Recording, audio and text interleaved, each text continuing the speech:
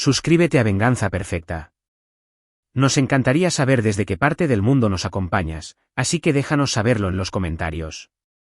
Ahora, sumerjámonos en la historia de hoy. Capítulo 1. El funeral.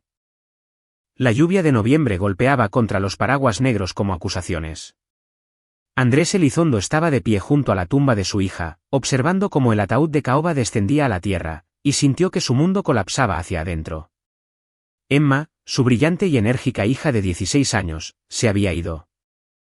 Él había sido ingeniero estructural durante 20 años, calculando capacidades de carga y puntos de tensión. Pero nada en su formación lo había preparado para este tipo de ruptura, del tipo que ocurre dentro de tu pecho, silenciosa y total. Liliana estaba de pie frente a él, con el rostro oculto tras un velo negro. No habían hablado desde el hospital. No realmente. Ella había sido de hielo desde la muerte de Emma hacía 3 días. El paro cardíaco repentino que les había robado a su hija durante su siesta de la tarde. Los doctores dijeron que era un defecto cardíaco congénito. Raro, indetectable, fatal. Andrés había cargado con esa culpa como una piedra. Su familia tenía un historial de problemas cardíacos, su padre había muerto joven por un evento coronario. Él le había transmitido a Emma esa debilidad, esa bomba de tiempo en su pecho. Señor Elizondo, la voz del director de la funeraria era suave, la recepción está preparada en la casa para cuando estén listos. Andrés asintió, incapaz de hablar. César Osorio, su mejor amigo desde la universidad, le apretó el hombro. Tómate tu tiempo, hermano. Los dolientes comenzaron a dispersarse, sus condolencias sonaban vacías e incómodas. Andrés se quedó allí, con la lluvia empapando su traje, mirando la tierra fresca que cubría a su hija. Recordó cuando le enseñó a Emma a andar en bicicleta en la entrada de su casa. Su risa cuando finalmente lo logró. La forma en que se volvió hacia él y gritó, «Papá, ¿viste?» Él había visto. Él siempre la había visto. Andrés. La voz de Liliana cortó su dolor como un cristal. Levantó la vista y la encontró a 1 metro de distancia, con el velo levantado, su rostro duro, hermoso y completamente extraño para él. Después de 18 años de matrimonio, estaba mirando a una extraña. «Tenemos que hablar», dijo ella. «Ahora». César dio un paso al frente. «Liliana, tal vez este no sea el momento». «No te metas en esto, César». Sus ojos verdes eran témpanos de hielo. Le tendió un sobremanila a Andrés. «Voy a solicitar el divorcio». Las palabras no cobraron sentido al principio. Eran sonidos sin significado, incompatibles con el momento. «¿Qué? ¿Me escuchaste?» La voz de Liliana se elevó, estridente y acusadora. «Quiero salir. Quiero salir de este matrimonio. De esta farsa. De todo». Andrés sintió que la mano de César se apretaba en su hombro, anclándolo. «Liliana, nuestra hija. Acabamos de enterrarla. Ella murió por tu culpa». El grito salió de ella, primitivo y despiadado. Varios dolientes que aún no se habían ido se giraron para mirar. «Tu genética, los genes defectuosos de tu familia. Te rogué que no tuviéramos hijos, pero insististe. ¿Y ahora?» «Ahora ella está muerta». La acusación lo golpeó como un impacto físico. Andrés retrocedió un paso, con la mente dando vueltas. Él había insistido en tener hijos. Liliana había sido ambivalente, enfocada en su carrera en ventas farmacéuticas, pero él quería una familia. Le había prometido que sería perfecto, y ahora Emma estaba bajo tierra. «Firma los papeles», dijo Liliana, con la voz bajando a un tono frío y definitivo. «Ya saqué tus cosas de la casa. No me contactes excepto a través de los abogados». Dio media vuelta y se alejó, su vestido negro contrastando fuertemente contra el día gris. Andrés se quedó allí, con el sobre en las manos, la lluvia mezclándose con lágrimas que no recordaba haber comenzado a derramar. César finalmente habló, con la voz tensa por la ira. «¿Qué diablos fue eso?» Andrés abrió el sobre con dedos entumecidos. Petición de divorcio, diferencias irreconciliables. Alegaba daño moral, reclamaba la casa, la mitad de su fondo de retiro y pensión alimenticia. Los papeles habían sido preparados antes del funeral, tal vez incluso antes de que Emma muriera. No entiendo, susurró Andrés. Éramos felices. Lo éramos. ¿Pero de verdad lo habían sido? Se obligó a recordar el último año. Liliana había estado distante, trabajando hasta tarde con frecuencia, sus viajes a congresos farmacéuticos alargándose cada vez más. Había dejado de tocarlo, dejado de reírse de sus bromas, dejado de preguntar sobre su día. Él lo había atribuido al estrés, a los desafíos de la adolescencia de Emma, al flujo y reflujo normal de un matrimonio largo. Había estado ciego. Vamos, dijo César suavemente. Salgamos de aquí. Andrés se dejó llevar a la camioneta de César. Mientras se alejaban del cementerio, miró hacia atrás a la pequeña carpa sobre la tumba de Emma, las flores ya marchitándose bajo la lluvia. Había perdido a su hija y aparentemente había perdido a su esposa mucho antes de eso. Lo que aún no sabía era que estaba a punto de perder todo lo demás y luego recuperarlo todo con intereses. Capítulo 2. Las secuelas. Andrés se mudó a un hotel de estadía prolongada cerca del centro, una caja estéril con una cocineta y vista a la autopista. César le había ofrecido su cuarto de visitas, pero Andrés necesitaba estar solo, necesitaba sentarse con su dolor sin testigos. La primera semana fue un borrón. Pidió licencia en su trabajo en Morales y Asociados, donde había pasado la última década diseñando edificios comerciales. Su jefe, Alonso Herrera, había sido comprensivo: tómate todo el tiempo que necesites, Andrés. La familia es primero. Pero ya no había familia. El proceso de divorcio avanzó con una eficiencia brutal. El abogado de Liliana fue agresivo, pintando a Andrés como un esposo negligente que había puesto su carrera por delante de su familia, cuya negligencia genética había matado a su hija. Era una narrativa diseñada para maximizar su arreglo económico y estaba funcionando. La abogada de Andrés, una mujer astuta llamada Raquel Barrera, intentó contraatacar. Esta es una táctica de tierra arrasada, le dijo durante su segunda reunión. Va por todo. La casa, tus cuentas de retiro, e incluso está buscando compensación por daño moral. Nunca había visto algo así. Andrés apenas escuchaba. Firmaba lo que Raquel le pusiera enfrente. ¿Qué importaba el dinero? ¿Qué importaba algo de eso? Pero en el 9º día después del funeral de Emma, algo cambió.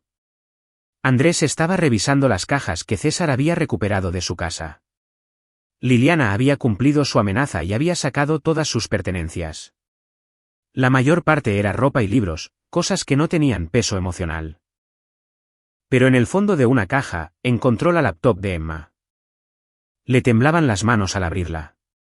La laptop estaba protegida con contraseña, pero él sabía que Emma usaba la misma para todo: Starlit 2024, su constelación favorita y el año en que esperaba entrar a la universidad.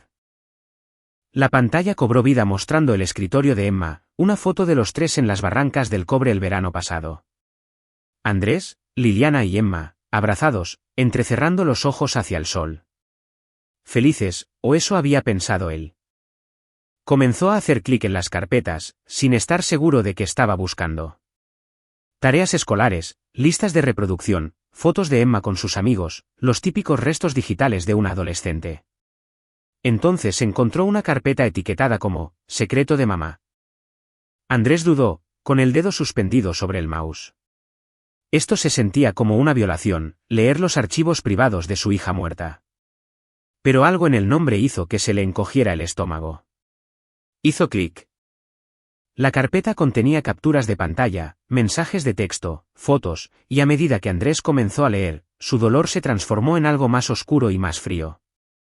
Las capturas de pantalla eran del teléfono de Liliana, aparentemente tomadas cuando Emma se lo había pedido prestado.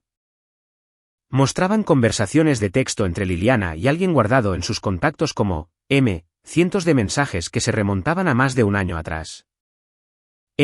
No puedo esperar a verte esta noche. Dile a Andrés que vas a trabajar hasta tarde.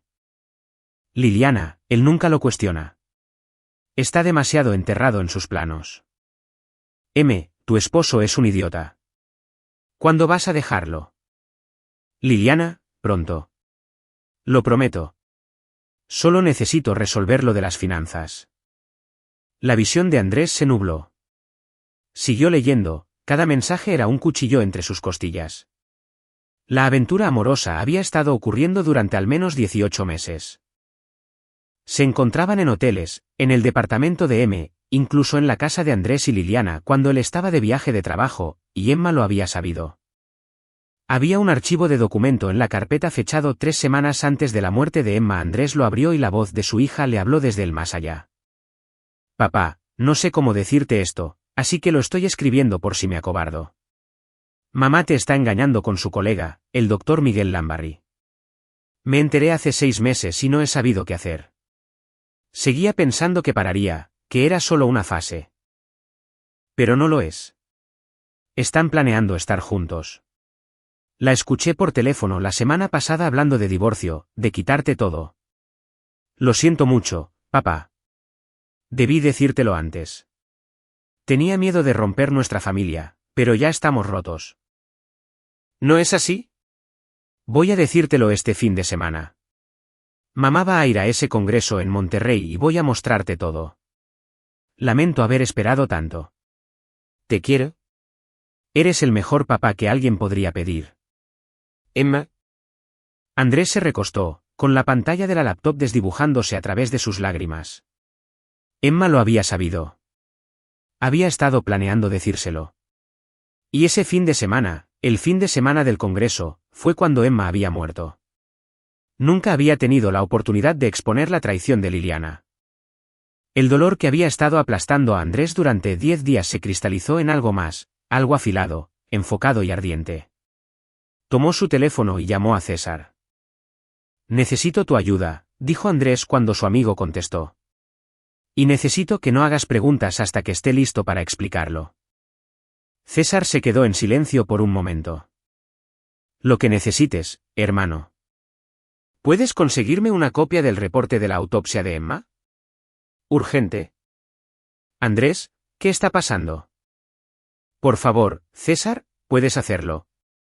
César trabajaba como ingeniero civil para el municipio, lo que significaba que tenía contactos en todo el sistema gubernamental. Si alguien podía mover los hilos para que el reporte de la autopsia se liberara antes, era él. Haré algunas llamadas, dijo César finalmente. Pero Andrés, sea lo que sea que estés pensando. No estoy pensando en nada todavía, mintió Andrés. Solo necesito saber exactamente qué le pasó a mi hija. Colgó y volvió a mirar la laptop.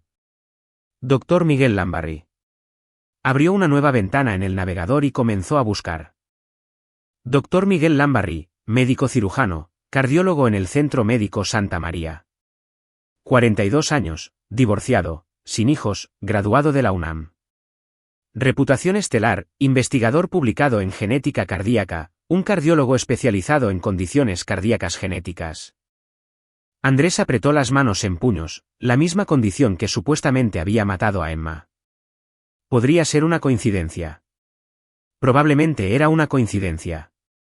Pero Andrés había pasado 20 años calculando probabilidades e integridad estructural. Sabía cuando algo no cuadraba, y esto no cuadraba en absoluto. Capítulo 3. El descubrimiento.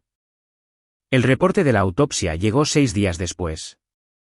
César lo entregó personalmente, con el rostro serio mientras le tendía a Andrés el sobresellado. Tuve que pedir 3 favores para conseguir esto antes, dijo César. El Semefo tiene un atraso de meses. Estaban sentados en la habitación de hotel de Andrés, el espacio estéril iluminado por el débil sol de la tarde que se filtraba a través de las finas cortinas. Andrés sostenía el sobre, con miedo de abrirlo, con miedo de lo que pudiera contener. ¿Hay algo más?, dijo César. Pregunté por ahí discretamente. Sobre el doctor Miguel Lambarry. Andrés levantó la cabeza de golpe. ¿Qué descubriste? Trató a Emma 2 veces en los últimos 3 meses. Ambas veces fueron revisiones de rutina después de que ella se quejó de dolores en el pecho durante la clase de educación física. Él le diagnosticó una arritmia benigna, le recetó beta-bloqueadores en dosis bajas, dijo que no era nada de qué preocuparse. La habitación de hotel de repente se sintió muy fría. Liliana nunca mencionó que Emma estuviera viendo a un cardiólogo. Según los registros, Lambarry anotó específicamente que le había explicado la condición a la madre y que la madre solicitó que las visitas se mantuvieran en secreto para evitar alarmar al padre innecesariamente. Andrés apretó la mandíbula. Emma no tenía una arritmia benigna. ¿Cómo lo sabes? Porque le hicieron un examen físico completo hace 4 meses para jugar voleibol. Yo mismo la llevé. Le hicieron un electrocardiograma. Todo estaba perfecto. César se inclinó hacia adelante, su expresión oscureciéndose. Andrés, ¿qué estás pensando? En lugar de responder, Andrés abrió el reporte de la autopsia. Echó un vistazo rápido a la información preliminar, altura, peso y marcas de identificación de Emma, hasta llegar a los hallazgos. Causa de la muerte, paro cardíaco agudo secundario a niveles tóxicos de digoxina en el torrente sanguíneo. Andrés leyó la línea 3 veces. Digoxina. César sacó su teléfono, escribiendo rápidamente. Es un medicamento cardíaco usado para tratar la insuficiencia cardíaca y las arritmias, pero en altas dosis. Se detuvo y su rostro palideció. Es extremadamente peligroso. Puede causar eventos cardíacos fatales. Andrés siguió leyendo. El examen toxicológico había encontrado niveles de digoxina 5 veces superiores al rango terapéutico. Niveles consistentes con una sobredosis masiva, ya fuera accidental o intencional. El informe señalaba que a Emma se le había recetado un beta-bloqueador en dosis bajas por el Dr. Miguel Lambarry, pero no hacía mención de la digoxina. Entonces, ¿de dónde había salido la digoxina? Andrés dejó a un lado el informe y volvió a tomar la laptop de Emma. Había pasado la última semana revisando cada archivo, cada mensaje, cada rastro de la huella digital que su hija había dejado.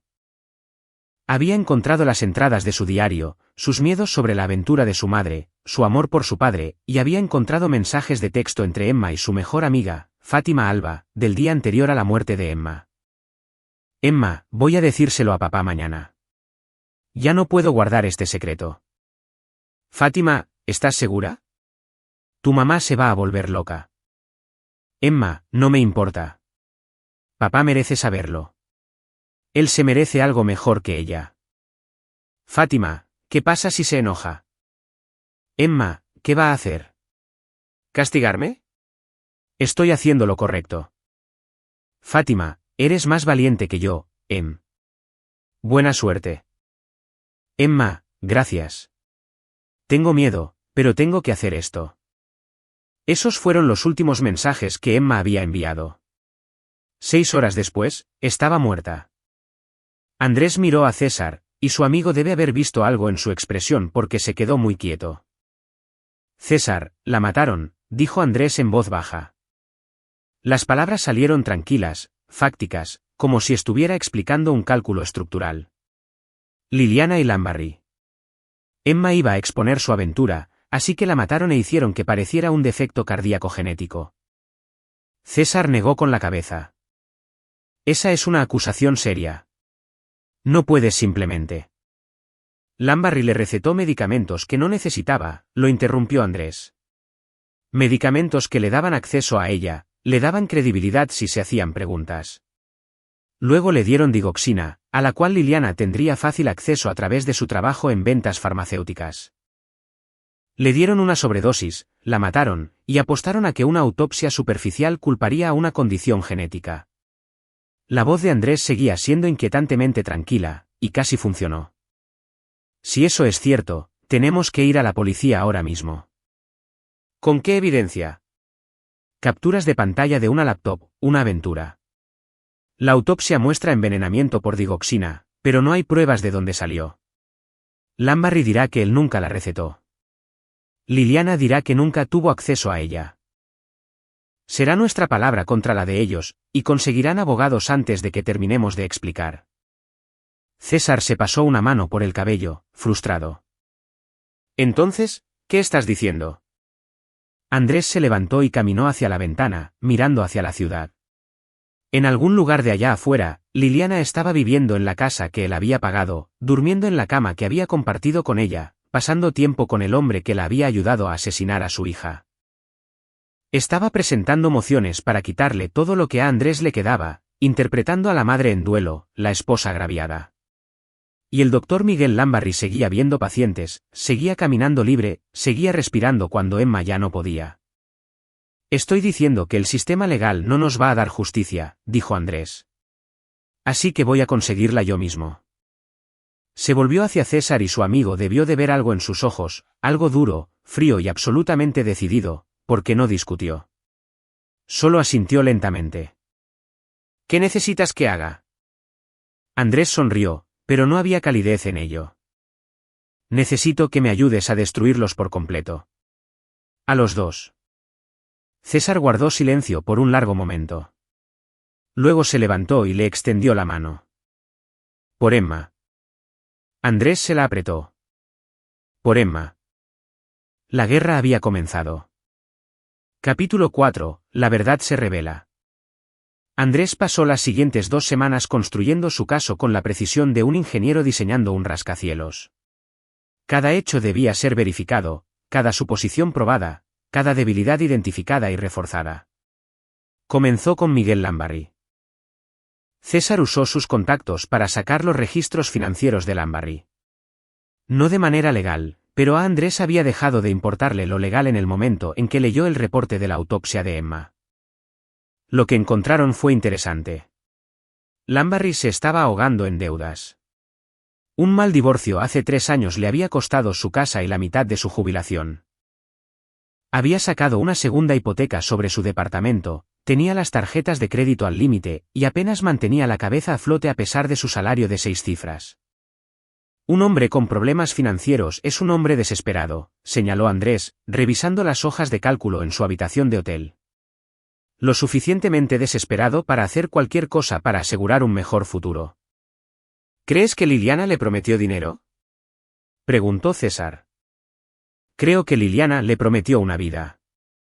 Una casa, estabilidad financiera, un nuevo comienzo. Todo lo que tenía que hacer era divorciarse de mí y quitarme todo lo que tengo. Andrés abrió otro documento, su propio perfil financiero. Entre sus cuentas para el retiro, el valor de su casa y otros activos, tenía un patrimonio de cerca de 35 millones de pesos. Liliana se lleva la mitad en el divorcio, más la pensión alimenticia, más que suficiente para comenzar una nueva vida con su novio cardiólogo. Pero Emma estaba en el camino. Andrés apretó la mandíbula. Emma iba a exponerlos, arruinar la narrativa de víctima cuidadosamente construida por Liliana, y destruir su oportunidad de un acuerdo de divorcio favorable. Así que eliminaron el obstáculo. Abrió otro archivo, los registros telefónicos que había obtenido por medios no muy legales. El patrón era irrefutable. En las 3 semanas previas a la muerte de Emma, Liliana y Lambarry habían intercambiado más de 200 llamadas y mensajes de texto. En la semana después de la muerte de Emma, la comunicación prácticamente se había detenido. Están siendo cuidadosos ahora, observó César. Saben que no pueden parecer conectados, lo que significa que están preocupados por algo, dijo Andrés. No tienen tanta confianza como quieren aparentar. Su teléfono vibró. Un mensaje de Fátima Alba, la mejor amiga de Emma. Andrés la había contactado unos días antes, explicándole que estaba tratando de entender los últimos días de Emma. Fátima había accedido a reunirse con él. Fátima, ¿puedo verme con usted hoy después de clases? A las 3:30 en la cafetería de la calle Madero. Andrés le envió un mensaje confirmando. Fátima había estado devastada por la muerte de Emma, y Andrés sospechaba que ella sabía más de lo que le había dicho a los demás. Las adolescentes compartían secretos. Si Emma le había confiado algo sobre sus planes de exponer a Liliana, Fátima lo sabría. Fátima Alba era una chica menudita, de cabello oscuro y ojos ansiosos. Aferraba una taza de café como si fuera un salvavidas cuando Andrés se sentó frente a ella en el gabinete de la esquina de la concurrida cafetería. Gracias por reunirte conmigo, dijo Andrés con suavidad. Siempre le había agradado Fátima. Era una buena amiga para Emma, leal y amable. Siento mucho lo de Emma, señor Elizondo, dijo Fátima, con la voz temblorosa. La extraño muchísimo. Sé que sí. Andrés hizo una pausa, eligiendo sus palabras con cuidado. Fátima, necesito hacerte unas preguntas difíciles sobre los últimos días de Emma. El miedo parpadeó en el rostro de Fátima. ¿Qué tipo de preguntas? ¿Emma te contó sobre la aventura de su madre? La taza de café casi se resbala de las manos de Fátima. La soltó rápidamente en la mesa, con los ojos muy abiertos. ¿Cómo lo? Encontré sus archivos, las capturas de pantalla, los mensajes. Sé que ella sabía lo del doctor Lambarry. Andrés mantuvo un tono de voz tranquilo y nada amenazante. Necesito saber si te dijo lo que planeaba hacer. Los ojos de Fátima se llenaron de lágrimas. Dijo que se lo iba a decir ese domingo, cuando se suponía que su mamá estaría en ese congreso. Tenía todo listo, todas las pruebas, todo. Estaba muy nerviosa, pero dijo, tú mereces saber la verdad. ¿Se lo dijo a alguien más? No, solo a mí. Me hizo prometer que no diría nada hasta después de que ella hablara con usted. Fátima se secó los ojos. Señor Elizondo, he estado tan asustada porque Emma, el día antes de morir, me llamó. Dijo algo muy raro. Andrés se inclinó hacia adelante. ¿Qué te dijo? Dijo que su mamá le dio unas vitaminas nuevas. Que su mamá estaba siendo muy amable de repente, preparándole licuados especiales por la mañana, checándola constantemente.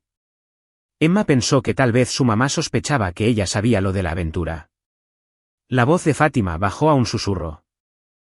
Ella dijo, si me pasa algo, Fátima, no fue un accidente. La cafetería pareció inclinarse.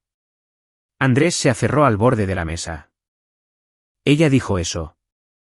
Fátima asintió, con las lágrimas corriendo por su rostro. No sabía a qué se refería. Pensé que estaba siendo dramática. Pero luego ella murió y yo. He estado tan asustada porque, ¿y si tenía razón?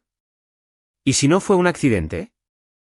Andrés se estiró sobre la mesa y tomó la mano de Fátima. No hiciste nada malo. Emma te confió algo importante. Y ahora necesito que confíes en mí. Necesito que escribas todo lo que Emma te dijo. Cada detalle que recuerdes. ¿Puedes hacer eso? Fátima asintió, apretando su mano con fuerza.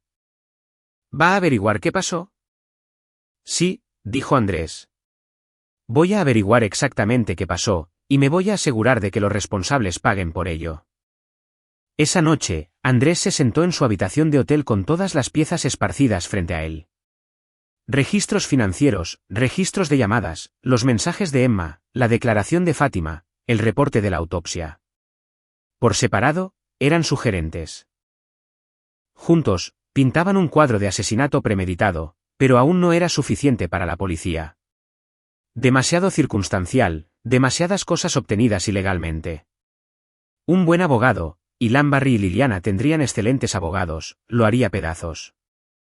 No, Andrés necesitaba algo más, algo definitivo, algo que los destruyera, no solo legalmente, sino personal, financiera y socialmente.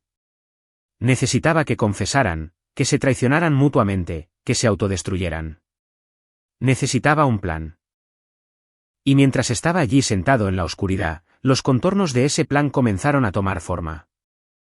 Capítulo 5. Conectando los puntos. El plan de Andrés requería 3 cosas: ventaja, sincronización y entender la psicología de su enemigo. Pasó la siguiente semana reuniendo las 3. Comenzó contratando a un investigador privado. No a través de su abogada, sino de manera independiente. La investigadora, una mujer taciturna llamada Noemí Díaz, se especializaba en espionaje corporativo y no tenía reparos en operar en áreas legales grises. Necesito vigilancia completa sobre 2 personas, le dijo Andrés, entregando fotos y direcciones tanto de Liliana como de Miguel Lambarry. Necesito saber a dónde van, con quién hablan, todo lo que hacen. Necesito sus patrones, sus rutinas, sus vulnerabilidades. Los honorarios de Noemí eran exorbitantes, pero a Andrés no le importaba. Liquidó una cuenta de retiro para pagarle. Al diablo con las consecuencias. En una semana, Noemí había recopilado expedientes completos sobre ambos objetivos. Liliana había mudado a una nueva amiga a la casa. Aparentemente, una colega del trabajo llamada Tamara Olvera, pero las fotos de vigilancia mostraban lo contrario. Sesiones de vino a altas horas de la noche, lenguaje corporal íntimo, cigarros compartidos en el patio trasero. Liliana ya estaba siguiendo adelante, ya estaba construyendo su nueva vida en la casa que Andrés había pagado. La colega es una tapadera, explicó Noemí durante su segunda reunión.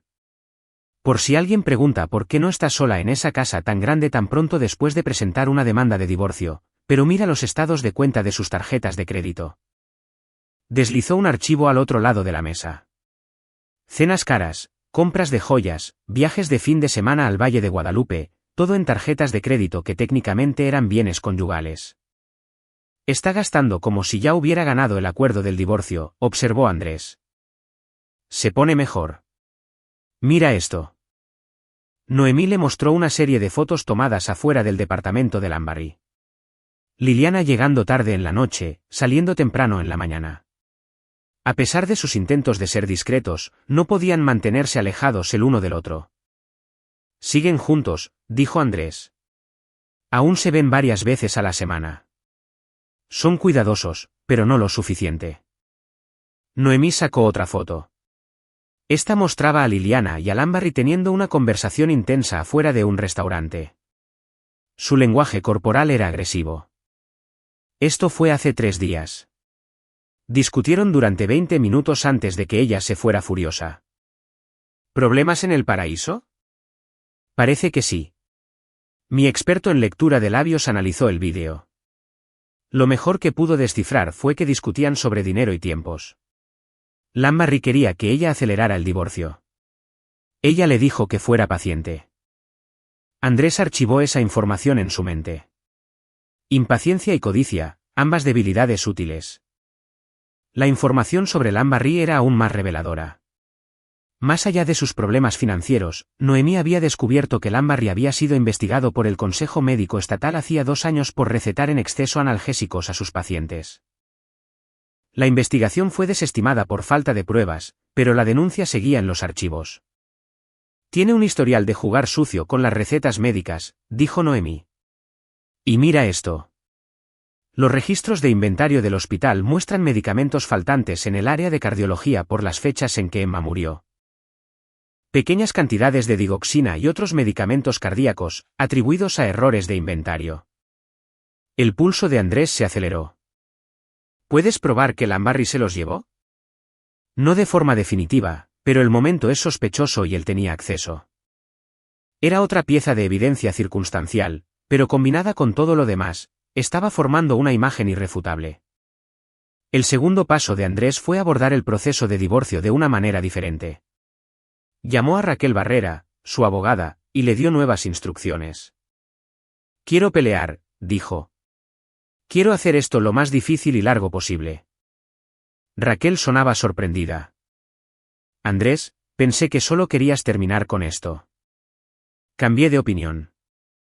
Quiero contadores forenses revisando todo. Quiero impugnar cada activo, cada reclamo. Quiero que este divorcio dure meses. Eso va a ser muy costoso. No me importa. Hazlo. Raquel se quedó callada por un momento.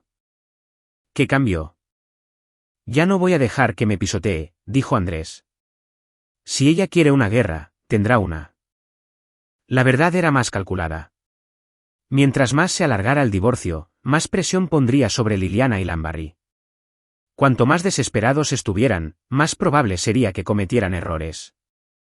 El tercer paso de Andrés era el más peligroso. Contactó a Lambarry directamente.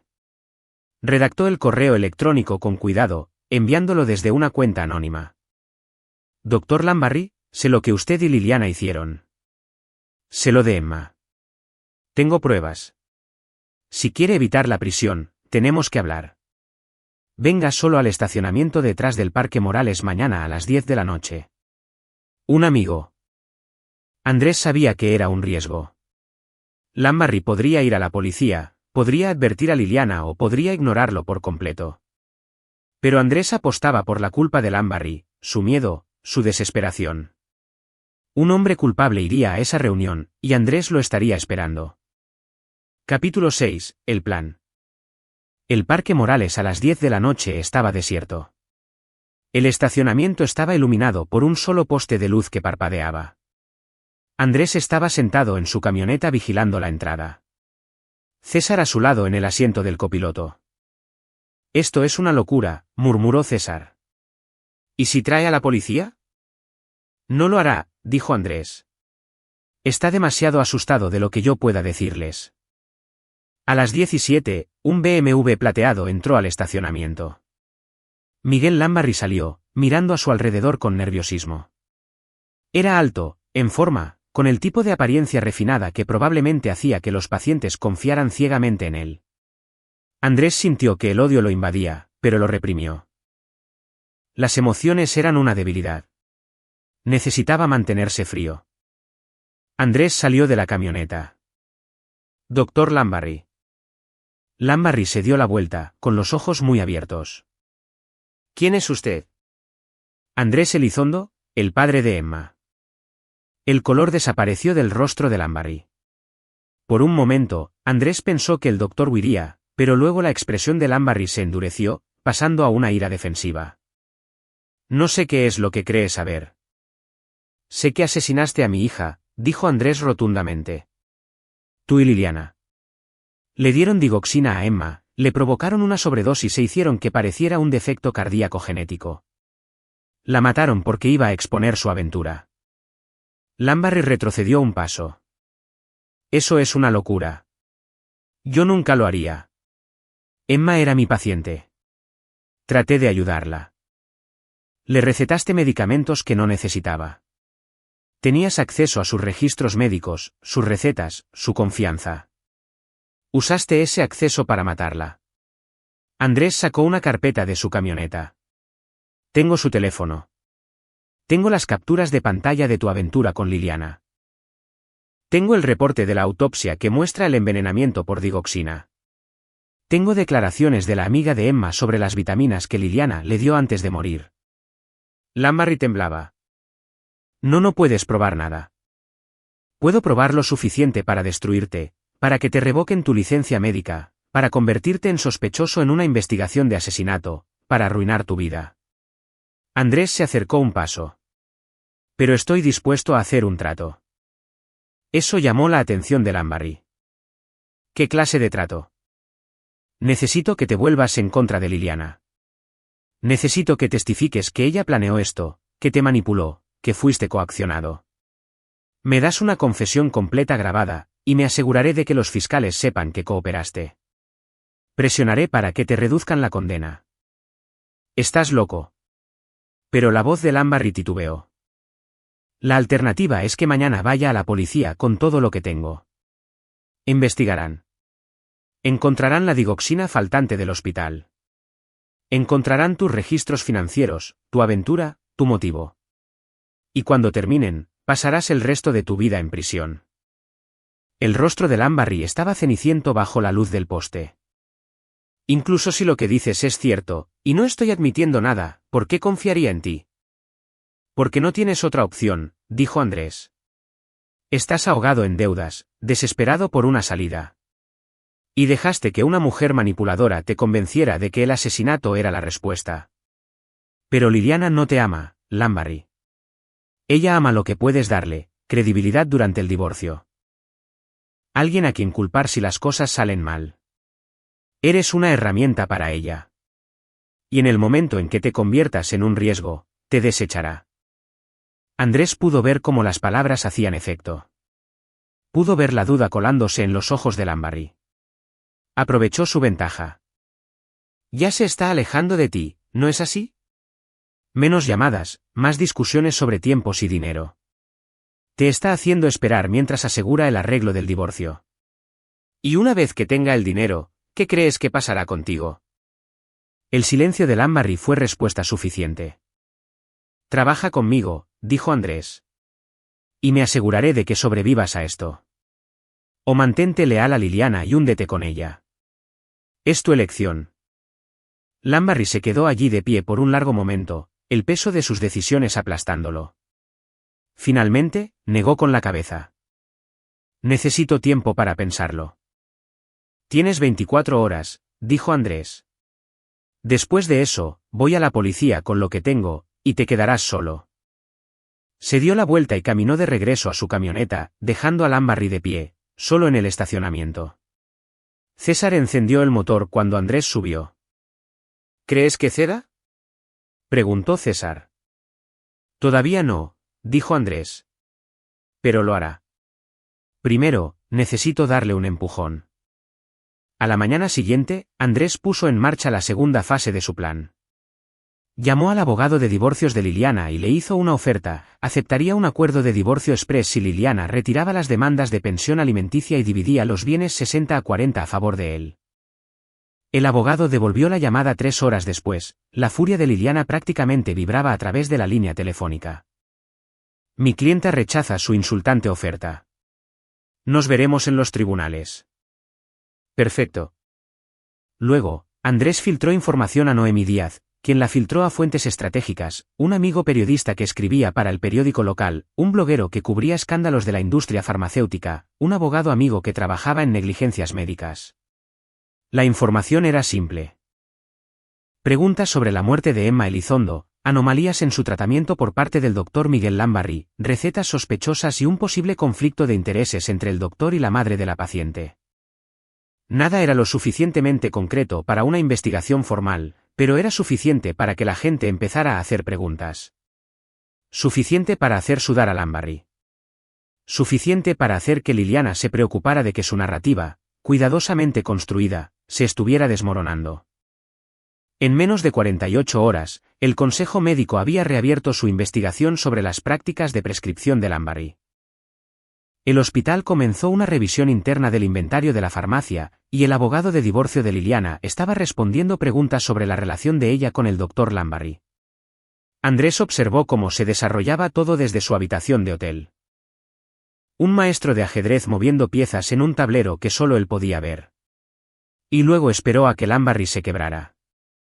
Capítulo 7. Tendiendo la trampa.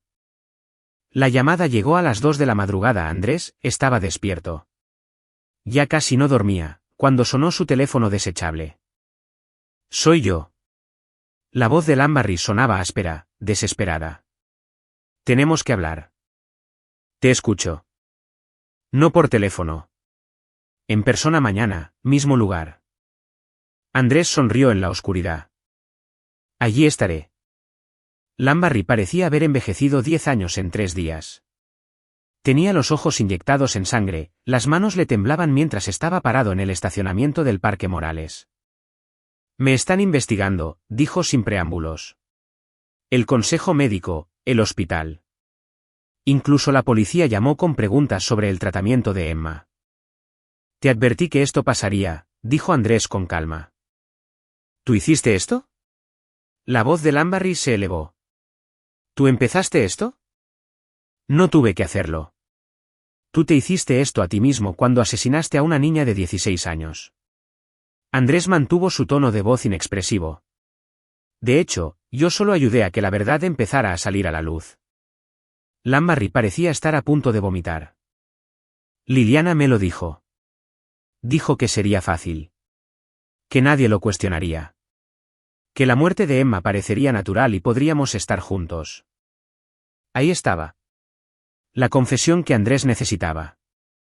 Cuéntamelo todo, dijo Andrés. Desde el principio. Y Lambarri, quebrado y aterrorizado, lo hizo.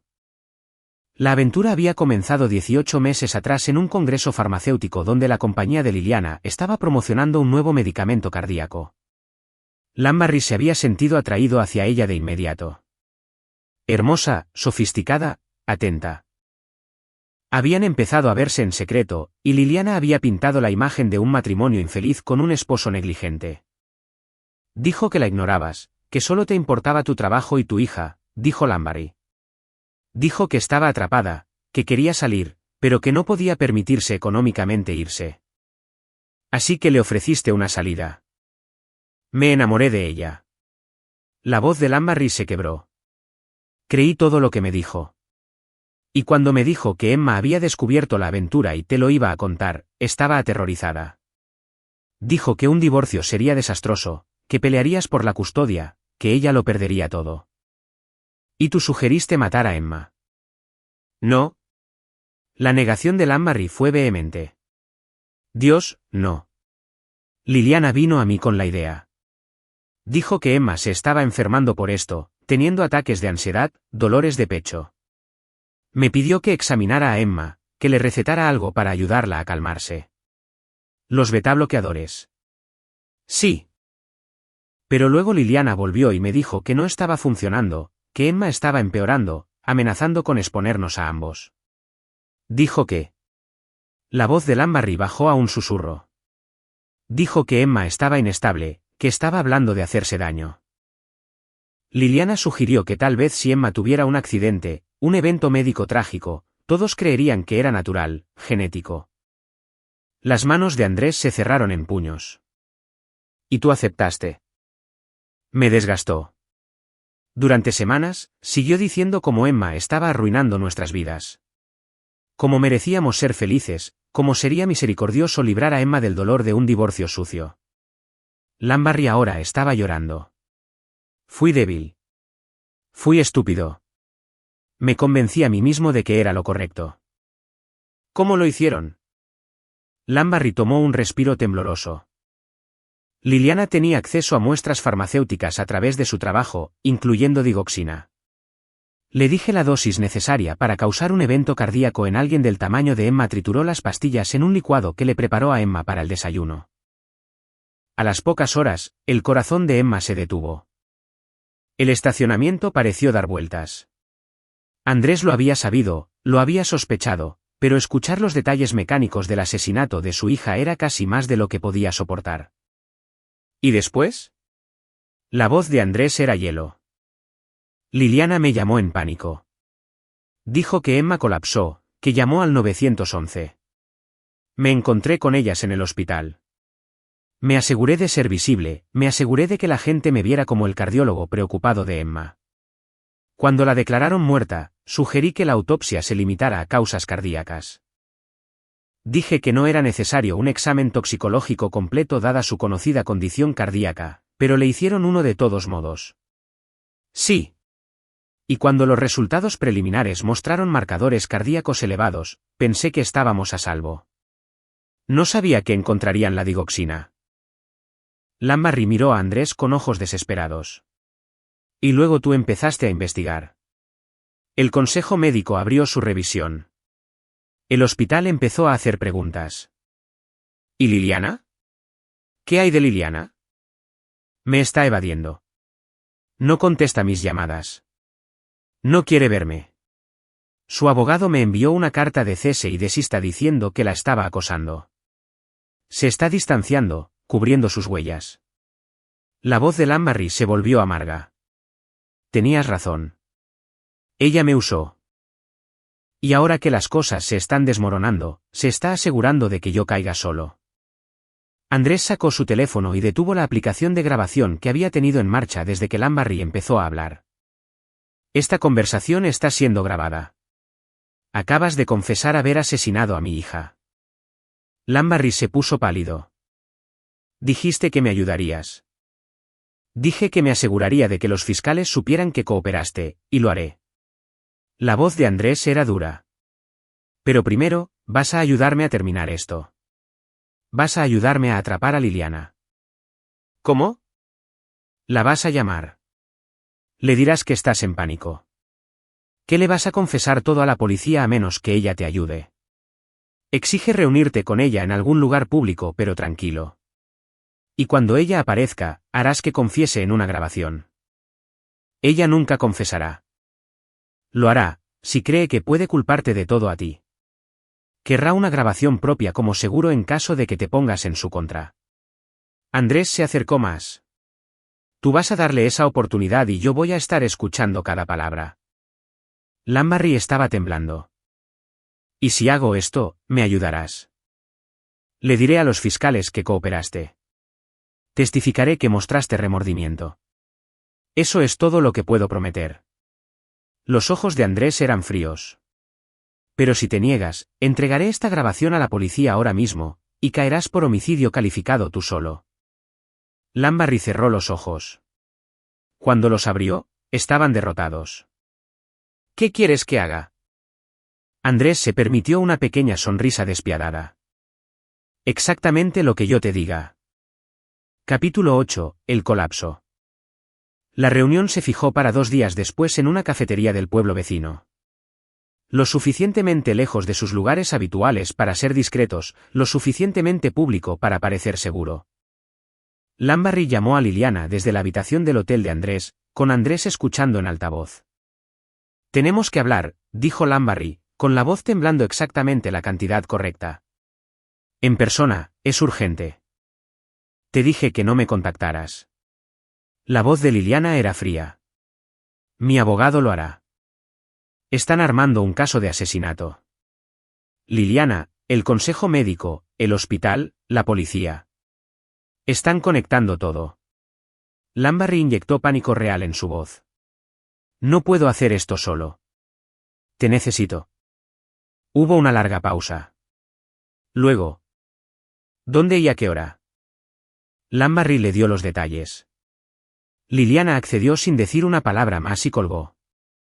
Andrés había configurado 3 dispositivos de grabación con antelación, uno en Lambarry, uno en el techo de la cafetería, instalado cortesía de los contactos de César, y uno en el auto de Andrés, donde estaría estacionado afuera con una vista clara a través de los ventanales de la tienda. El día de la reunión, Andrés llegó 2 horas antes. César se sentó a su lado, tenso y en silencio. Vieron a Lambarry llegar, lo vieron pedir café con manos temblorosas, lo vieron tomar asiento en una mesa de la esquina. 15 minutos después, el Mercedes de Liliana entró al estacionamiento.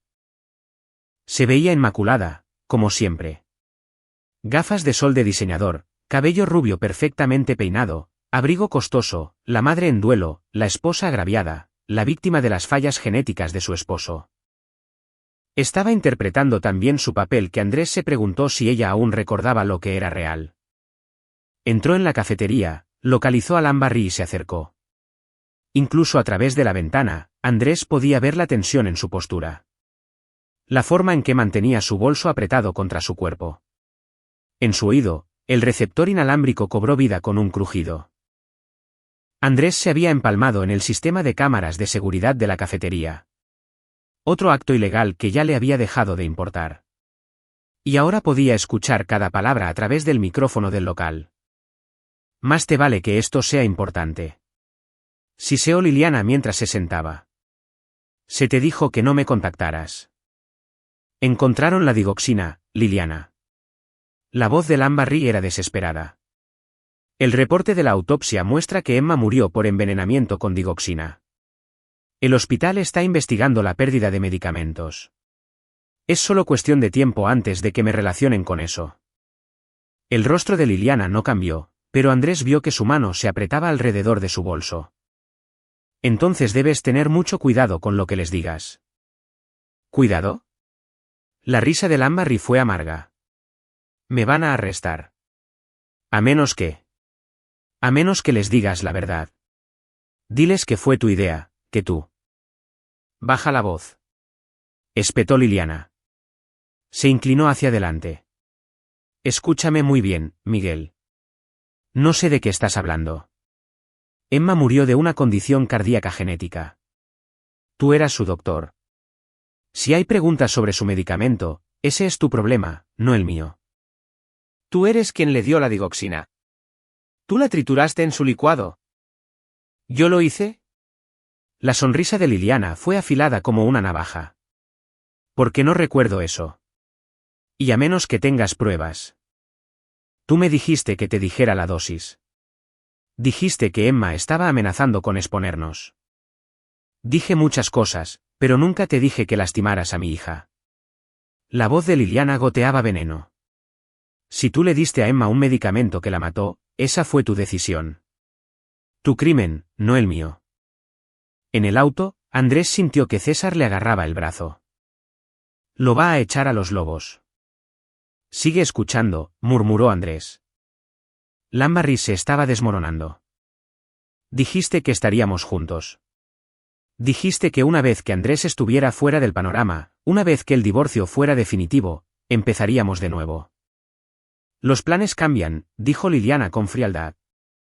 «Y francamente, Miguel, te estás convirtiendo en un riesgo. Un doctor inestable que puede haber matado accidentalmente a una paciente. Esa no es alguien que quiera en mi vida». «¿Accidentalmente?». La voz de Lambarry se elevó. Tú planeaste esto. Me manipulaste para hacer esto.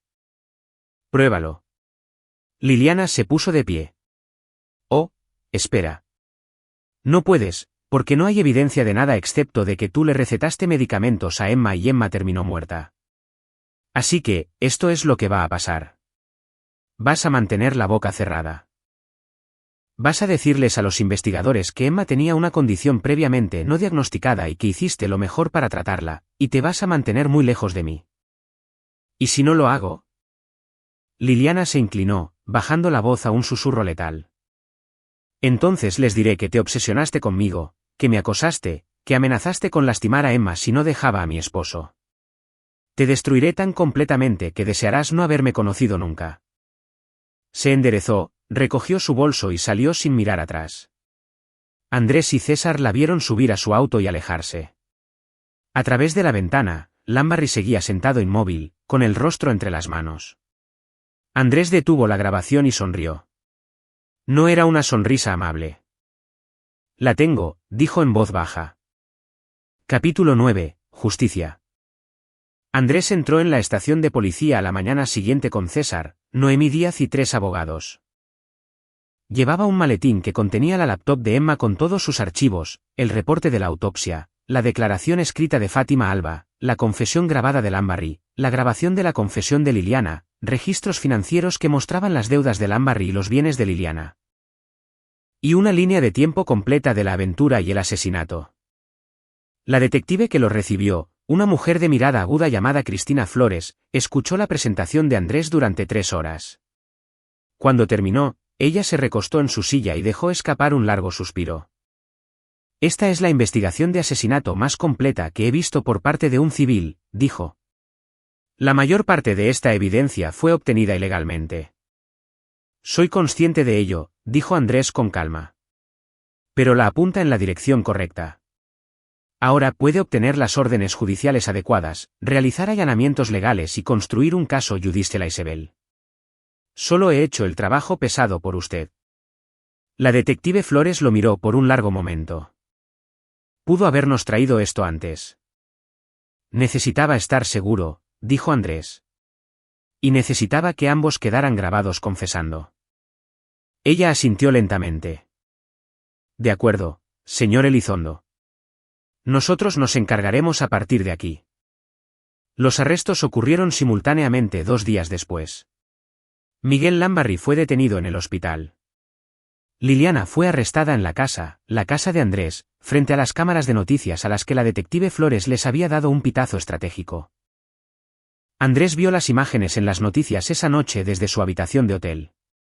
Liliana esposada, gritando su inocencia, su imagen cuidadosamente construida desmoronándose en tiempo real. Lambarry viéndose vacío y derrotado mientras lo llevaban a la patrulla. Los cargos fueron de homicidio calificado para ambos. El fiscal, armado con la evidencia de Andrés, buscaba la pena máxima. Faltaban 6 meses para el juicio, pero no importaba. Lambarry, enfrentado a la montaña de evidencia en su contra, aceptó un acuerdo de culpabilidad, 25 años a cambio de testificar contra Liliana. Confesó todo en el estrado durante la audiencia preliminar, pintando a Liliana como la mente maestra que lo manipuló para cometer el asesinato. El abogado de Liliana intentó pelear, pero la evidencia era abrumadora, las grabaciones, el motivo financiero, los registros telefónicos de Emma, el testimonio de Fátima. El tribunal deliberó durante 3 horas antes de emitir un veredicto de culpabilidad en todos los cargos. Homicidio calificado, conspiración para cometer asesinato, y poner en peligro a un menor resultando en muerte. Liliana fue sentenciada a cadena perpetua sin libertad condicional. Andrés se sentó en la sala del tribunal y no sintió nada. Ninguna satisfacción, ningún triunfo, ningún cierre, solo vacío, porque Emma todavía no estaba. Toda la justicia del mundo no la traería de vuelta. 6 meses después del juicio, Andrés estaba frente a la tumba de Emma con flores frescas. El viento de noviembre era frío, pero el sol brillaba. César estaba de pie a su lado en un cómodo silencio. Habían estado aquí todas las semanas desde que terminó el juicio. Los dos haciéndole compañía a Emma, asegurándose de que no fuera olvidada. El divorcio finalizó ayer, dijo Andrés en voz baja. La casa vuelve a mí. Todos los bienes. Ella no obtiene nada desde la cárcel. ¿Qué vas a hacer con la casa? Andrés había pensado en esto. Venderla. Ya no puedo vivir ahí. Demasiados recuerdos. La mayoría de ellos están corruptos ahora. Hizo una pausa. Voy a tomar el dinero y crear una fundación a nombre de Emma Becas para chicos interesados en la ingeniería. Tal vez algo bueno pueda salir de todo esto. César asintió. A ella le gustaría eso. Se quedaron allí un rato más. Luego Andrés estiró la mano y tocó la lápida de Emma granito frío bajo sus dedos. Los atrapé, cariño, susurró.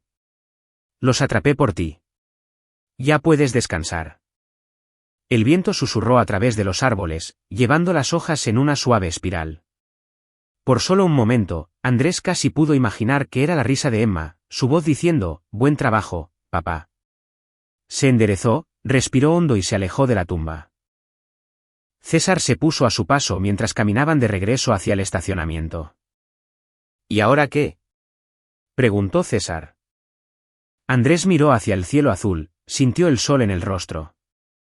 Por primera vez en un año, sintió que podía respirar. Ahora, dijo, averiguaré cómo vivir de nuevo. No sería fácil. El dolor siempre estaría allí, una cicatriz permanente en su corazón. Pero Emma había luchado por la verdad. Incluso en sus últimos días, había sido lo suficientemente valiente como para enfrentarse a su madre, para intentar proteger a su padre de la traición. Lo menos que Andrés podía hacer era honrar esa valentía eligiendo seguir adelante. Por Emma. Siempre por Emma. Y mientras se alejaba del cementerio, Andrés se permitió una pequeña sonrisa. No de felicidad, no estaba seguro de si alguna vez volvería a ser verdaderamente feliz, sino de propósito, de supervivencia, de un amor de padre que ni siquiera la muerte podría disminuir. Se había hecho justicia. Los culpables habían sido castigados. La verdad de Emma había sido contada, y Andrés Elizondo, roto pero invicto, se aseguraría de que su memoria viviera. Aquí es donde nuestra historia llega a su fin. Comparte tus pensamientos en la sección de comentarios. Gracias por tu tiempo. Si disfrutaste esta historia, por favor suscríbete a este canal. Haz clic en el vídeo que ves en la pantalla y nos veremos pronto.